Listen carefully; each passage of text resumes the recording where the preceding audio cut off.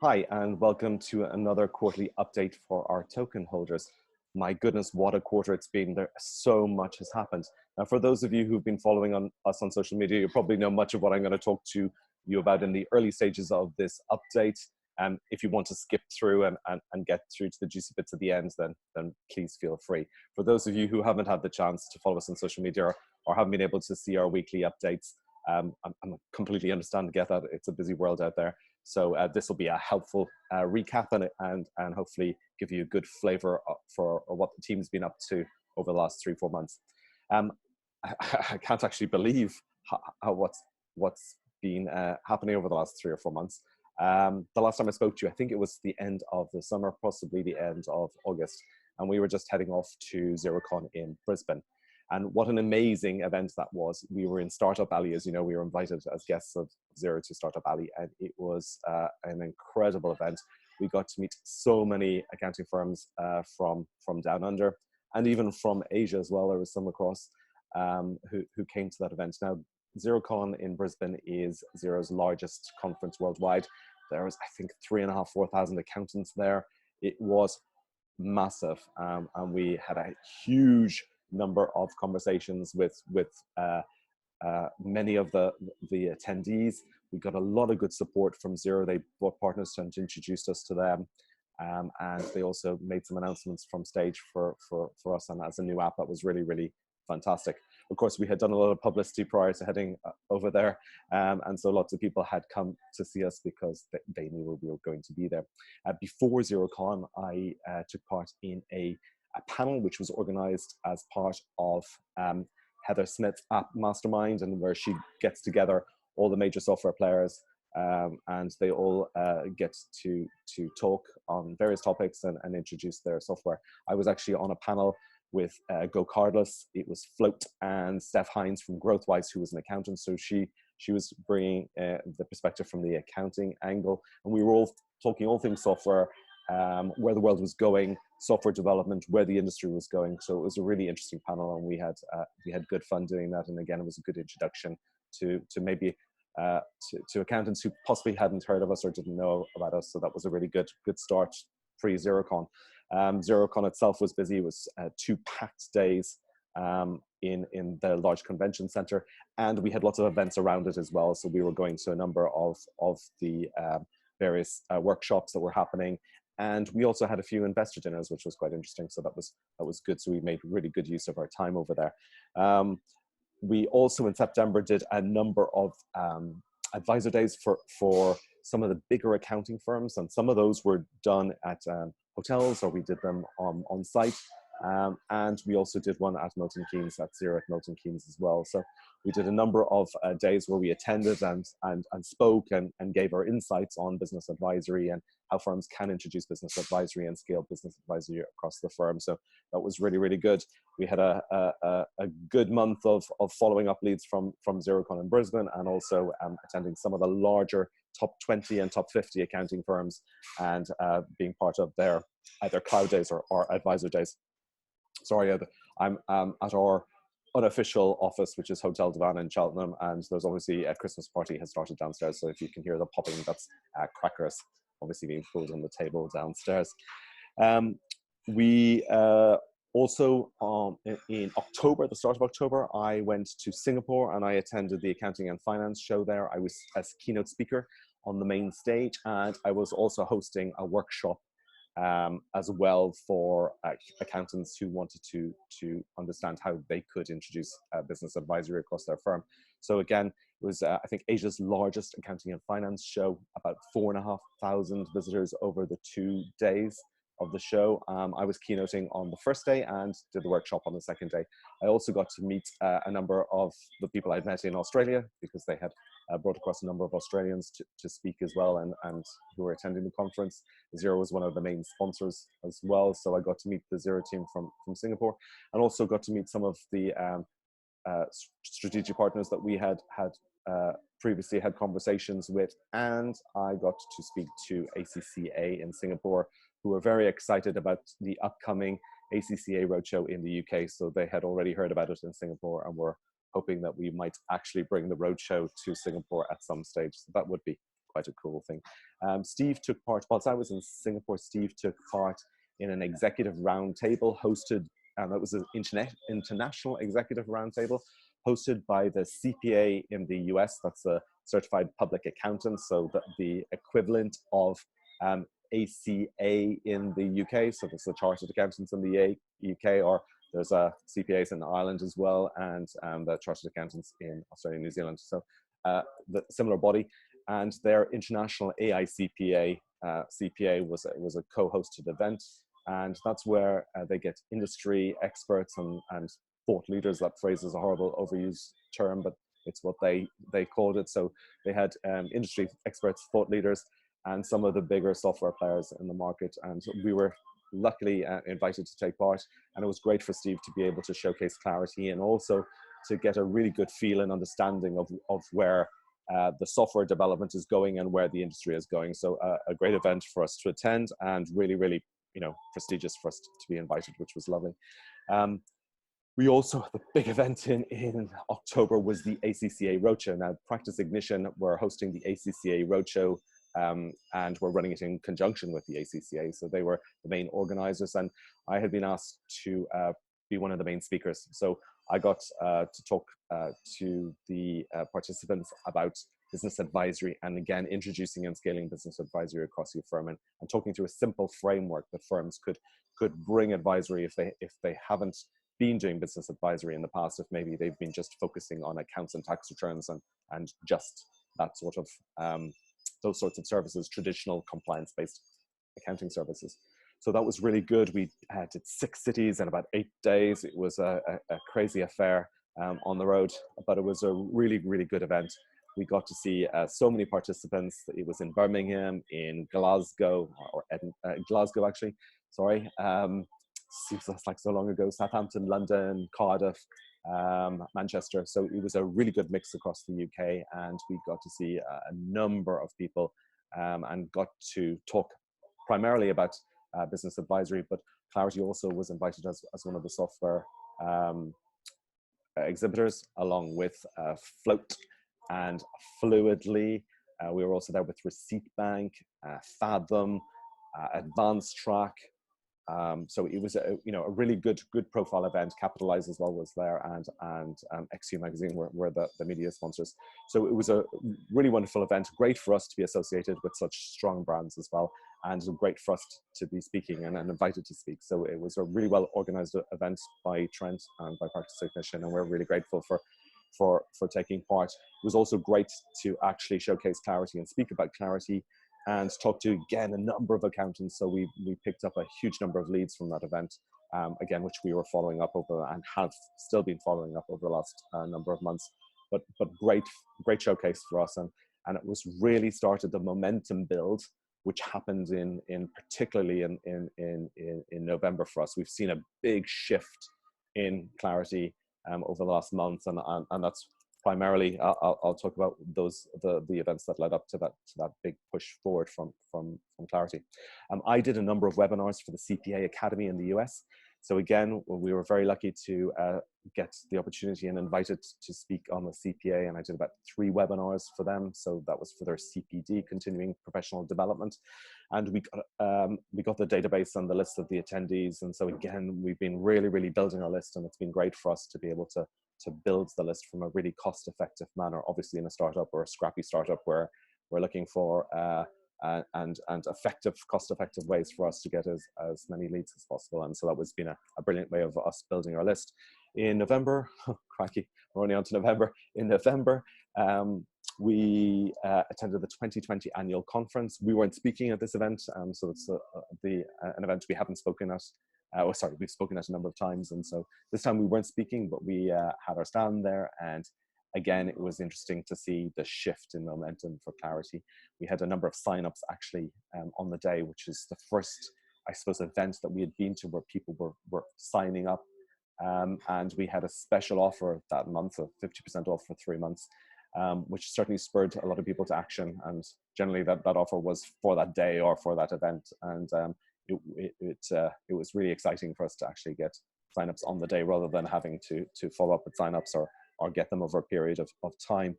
And I think people were now understanding. They had seen Clarity for a number of months. They'd seen the press. They had seen a lot about what we were up to. And so it was interesting to see people coming to us actually knowing what Clarity was about. Now, you know, we had launched, if you remember, in Accountex in May. And effectively that was a live beta. We didn't get Xero and QuickBooks partnership status until July. And again, July and August is a quiet time for this part of the world because most people are on summer holidays and it kind of quietens down. So from September onwards, when we launched full version at Xerocon in Brisbane, the full international version, and we've really seen the momentum build over the last couple of months. And so people were coming to us and signing up because they'd seen us in the past. Now, really exciting for November. We had heard the news and we had known about it for quite some time, but we were not allowed to release it until Xero announced the details. And we were their global app partner of the month.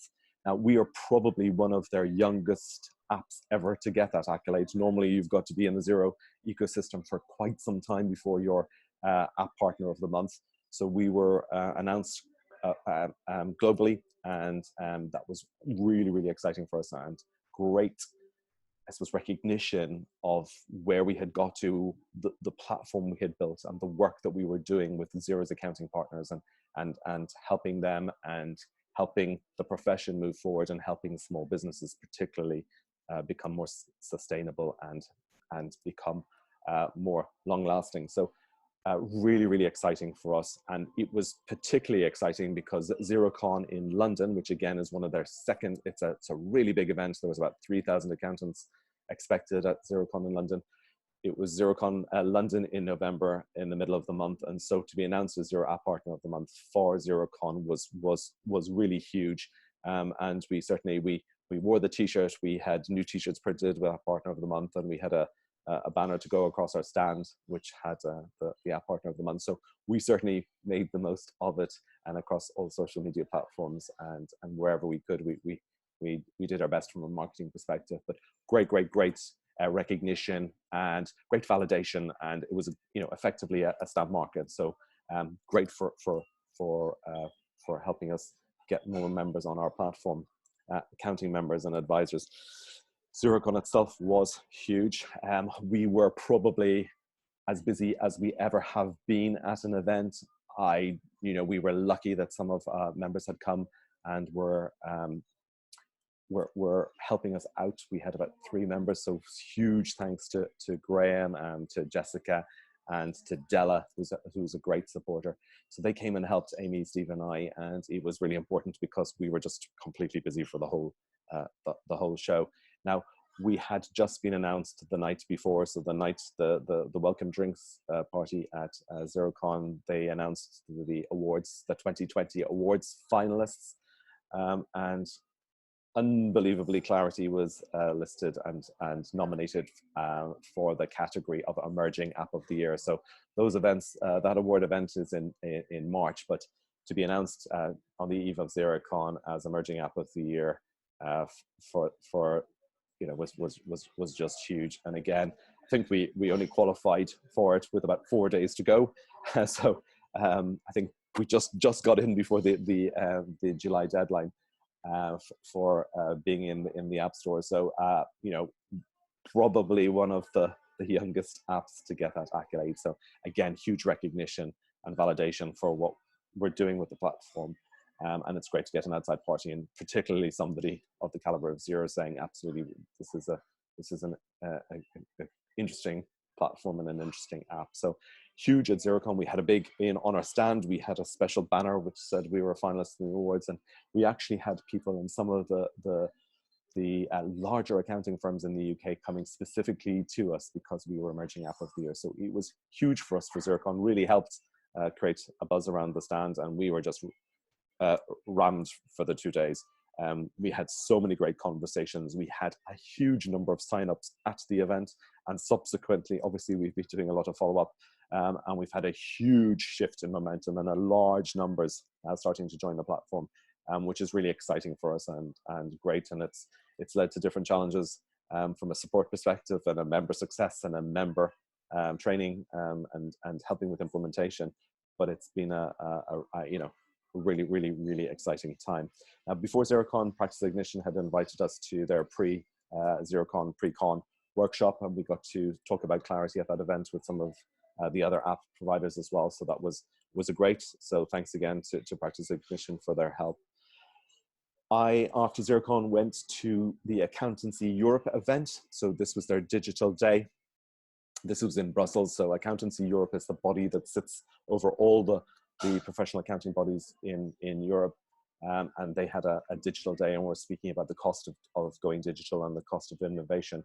And I was there to talk from a small business perspective, and how do small businesses handle digitalization? Where is the world going? What challenges, unique challenges do they face with adopting technology? And so it was lovely to be able to speak at that panel. And again, great for us to get some really good publicity for Clarity and to be able to promote that. So a hugely busy 3 months, crazy busy 3 months. And over the last number of weeks, and particularly post XeroCon, we have just been on the phone, following up with leads, onboarding and helping members with implementation, getting people used to the platform, helping them get their clients on the platform. And it's been a wonderful time and really, really exciting. I think to date, we've probably got about 45, 50-ish active accountants, advisors on the platform. And they're averaging at the moment about 30 clients. So they're still in test phase effectively. Obviously some have more and some have fewer clients on, but averaging it at about 30. So we have, in addition to the small businesses that have signed up, we have probably about 1,000 licenses on the platform at the moment, which is great over the last 3 months. And even if we just keep with those existing advisors, because they're putting more and more of their clients on every day, you know, even with the existing members that we have, we could see that number treble, quadruple very, very quickly in the next few months into 2020. And of course, we've got some big firms signing up and looking to come on board. And again, they're in trial phase at the moment, and they're looking to roll that out nationally. And so again, we could see from some of those larger accounting firms some really significant numbers going on the platform over the next 2 to 3 months. So really exciting from a development perspective, really exciting from an actual adoption of the platform and validation that this is actually something that accountants want and that small business owners want, and that the two are actually working together well and using it and communicating well with it. And we've had some great stories from the use cases of the platform so far, and really wonderful news to share. And it's great and good for the platform, certainly going forward. Now, speaking of going forward, we have signed a deal with a platform. We're a platform, obviously, but this is we have signed a deal with a platform. I can't announce the name yet until everything is finalized and we're ready to go. But this platform will effectively enable us to offer and deal with the public sale of Clarity tokens. Now, we had to change the information memorandum, and we have had to change the white paper and resubmit to the Jersey Financial Services Commission. And subsequently, we'll have to resubmit to the US SEC once it's approved by the JFSC in Jersey. Our lawyers have been working tirelessly on this. So we have already pre-warned the JFSC about the upcoming changes, and we've given them the early warning of what our plans are and how we're changing the token from a utility token to a security token, and about the upcoming public sale of that security token. And the JFSC had no objections or no issues at that point. So our lawyers then were working on finalizing the information memorandum and getting that, and working in conjunction with the platform that is going to offer the tokens. Now, that platform we've signed basically connects with multiple markets. It handles all the compliance and the issuance of the tokens and the whole sale process of the tokens. And then it converts, and effectively will then convert onto an exchange once that sale has happened. So great news to sign with that platform. They're really excited. They've done an amazing deal for us, because it's one of the first Jersey tokens to actually be listed on the platform. And so they've been working very, very closely with our lawyers and with the JFSC to make sure everything goes through seamlessly, and that we can start getting that security token date planned and know when we're going to start issuing and proceeding with that security token offering. an STO. In effect, it's probably an initial exchange offering. You might have heard of IEO's initial exchange offering, and that's effectively what will happen. Once the sale is finished, then it will convert onto an exchange, and people will be able to list and sell their tokens on that platform. So very exciting news. The IM is being finished, I think, this week, and it's been submitted to the JFSC. So we're expecting final comments from them over the coming weeks. And so I think realistically, that should all be ready to be finalized in early January. Then we need to submit it to the US SEC for their exemption as well. And it looks like that the public sale will commence possibly February, late February, early March in 2020. So hugely exciting news. It may happen sooner. What we expect to happen pretty much is that we will be selling those tokens in the public sale will be sold primarily to private funds and London family offices and private family offices. So I don't think it'll actually go to full public sale in effect, not full retail. There may be a small element of that, but I think certainly from the discussions we've been having so far, we expect some of the larger private funds and family offices to actually to purchase the tokens in the STO. So hugely exciting news. Don't know the dates, haven't got final dates yet, but stay tuned for that. So it will, we anticipate or expect it to be late Feb or early March, and we will obviously give you any updates on that date as soon as we know those details. So it's important that if you know of anybody who's looking to purchase private sale tokens, we're in the final weeks of that effectively. So if the rate rises significantly for the STO and the security tokens, so there's a significant price increase that's going to happen. So if you know of anybody who's interested in purchasing private sale tokens and tokens at a much cheaper rate, then probably the final few weeks to do that.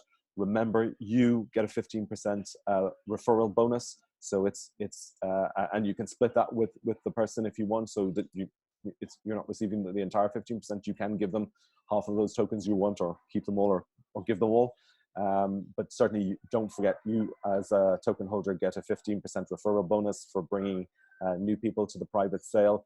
It is the last couple of weeks of it. So if you possibly want to buy any more, then now's your opportunity to get them at a cheap price. The rate goes up significantly. Now, Amy will send you out a guide that you can pass on to any people you know that might be interested, so that you don't have to do a sales job or anything. It's nothing complicated. If you just know of anybody who's interested or who might be interested, this is a wonderful opportunity now for them to get in before the rates, before the public sale and the rates increase dramatically when that happens. When we know those dates are locked in, and when we know we've got approval from the JFSC, effectively we can start that security token offering probably almost instantly, because we can go to the institutional investors, we can go to the private offices, and we can go to the family offices and start that sales process early. So it may be that we don't even wait till February to start looking at speaking to the larger institutional investors. We can probably do that quite quickly in January. So I'm hoping that we'll get the final approval from the JFSC very, very soon, and we can hit the ground running from that perspective. Now, I've also got some questions that have come through from token holders. The first question is, when will we be able to sell our tokens? Well, once the security token offering is closed, then it converts automatically to an exchange, and you will be able to sell your tokens at that point. So it depends on how quickly we sell the tokens in the public sale, and how quickly that happens, and how quickly the institutional investors come on board. So I'm expecting first quarter next year that will convert to an exchange. Certainly it won't be very long into 2020 that you will be able to sell tokens at that point. There's also a question, is there a specific buyback scheme set up for tokens, and how do we register, and when does it start? Well, as you know, we've announced that we will be introducing a purchase program, and we will be doing that again once the security token offering has closed and we have sufficient funds and there is sufficient membership on the platform and demand for tokens. Now, bearing in mind, when we've gone to public sale and the tokens are sold, then there will be a demand and a need for the tokens, because there will be no more tokens to sell. There will be, as you know, it's a limited supply of tokens. And so tokens at that point will become important. We will be introducing that buyback scheme. And as you know, it's 70% of market value, or $2.50, because that's the price of a token on the platform at the moment. So that purchase program will be happening at the end of the STO. It's likely that we will use the platform to do that. The platform will be able to handle that, and we will be putting out orders, buy orders. And it's likely that on that platform, you will be able to sell your tokens. So you won't need to pre-register. You can just see if there's a buy order, and you can sell your tokens at that particular moment in time. Now, it's important to realize that it's likely that only private sale people will want to be involved in the purchase program, because in the security token, where they're buying tokens at a larger price and a significant price uplift, it's in their interest to hold the tokens rather than sell the tokens. And so it's really only private sale purchasers that will be getting involved, most likely in the purchase program. Now, of course, you don't have to get involved in the purchase program if you don't want to, but it will be starting at the end of the security token offering. You don't have to do any specific registering. We believe that the platform that we've signed a deal with will be able to handle that, and obviously we'll give you more news when we know. There was another question. It looks like there's a pounds dollar cash is being taken to pay for subscriptions on the Clarity platform. I thought it was only available using tokens. If cash is being taken, how is there a market for the tokens? Well, we wanted to make sure that the adoption of the platform was the easiest and make it as easy as possible for people to pay. So we are taking any methods of payment at the moment on the platform. So what we're doing in the background is we are converting that to tokens. So if somebody comes on and pays with cash, we are then using that to convert to tokens. Now, clearly, to introduce a buyback scheme, we need the cash from somewhere. So we need people to pay us in cash for us then to go out to the market and buy the tokens. So clearly, cash was always going to be taken on the platform, or maybe that wasn't clear. Clearly, it wasn't clear. But in all honesty, we want to make it as easy as possible for people to pay. So they can pay direct in tokens going forward. At that moment, it's not, functionality isn't switched on the platform yet, which is why we've taken the CLRTY price off the website at the moment. That will be going back on once the STO starts. So people will see that they can either pay in Clarity tokens or they can pay in cash. If people pay us in cash, we then need to get the tokens. And to get the tokens, we will be going to buy them from the purchase program, from private sale holders. And obviously, if there's illiquidity in the market, we do have a treasury pot that we can use for liquidity. But as you know, we've going to go to the purchase program to enable that to happen. So if you see pounds on the website at the moment, that's because we're making it easy for people to pay. We've also obviously had to be careful with Stripe, because they had some issues with people buying using Stripe to buy a cryptocurrency, and that's against their terms. So we've had to set up a different method, and this is why it's taking longer on our platform for people to pay in tokens. So we're setting up a wallet system so that where people introduce tokens to that wallet, they can't then withdraw them from that wallet. It's effectively locked so that people aren't using Stripe to buy cryptocurrency, and that's the way we've had to do that. So we will always take cash until tokens become absolutely the payment method across the world. But we're using that cash, obviously, for the purchase program. Where people can and have tokens, they will be able to use those on the platform as well. And we will be making that much more obvious and much more public. So don't worry, it's the exchange is happening in the background at the moment, but we will be making it obviously more public going forward about the ability to pay in tokens once that functionality is available. Is there still going to be a public sale for the Clarity tokens? Absolutely. As I said, we've hopefully got a final regulatory approval coming in the next couple of weeks for the security token offering. Market dependent, obviously. It will depend on where it goes public. But as I said, it's unlikely to go public to retail sale, because we're expecting institutional investors family offices and private funds to buy the tokens rather than members of the general public, but that will depend on the market. How many people have signed up so far to the Clarity platform? Well, as I said, there's probably approximately 1,000 or so licenses, and that number is increasing rapidly at the moment. So those are numbers from last week, so we might see another jump in the numbers over the next couple of weeks. So there's approximately 1,000 people on the platform at the moment. With the number of tokens, so somebody has a query as well about the number of tokens we have received. Can you explain the conversion rate? That's the conversion rate that was approved by the JFSC. It's in the information memorandum. I will answer that question specifically, but if anybody does have a query about the number of tokens they've received, then obviously just get in touch and we'll walk you through that calculation. Great, okay, so that's most of those questions answered and dealt with. If you do have any questions, clearly get in touch and we will deal with those direct. Just really for me to wrap up and wish everybody a very happy Christmas and a really wonderful new year and a very successful and prosperous 2020. Obviously, if you're in a different part of the world, happy holidays, and we hope you have an amazing time and a break. And finally, a reminder about the private sale. The private sale will be closing very soon. If you last chance to get involved, if you know of anybody who's interested, please put them in touch with us and we can talk them through the nitty-gritty. We will give you a guide to be able to use if you want to share that with anybody. If you want to get tokens yourself, obviously we're in last chance saloon. And also don't forget the 15% referral bonus for you to split how you want. So that's all from me.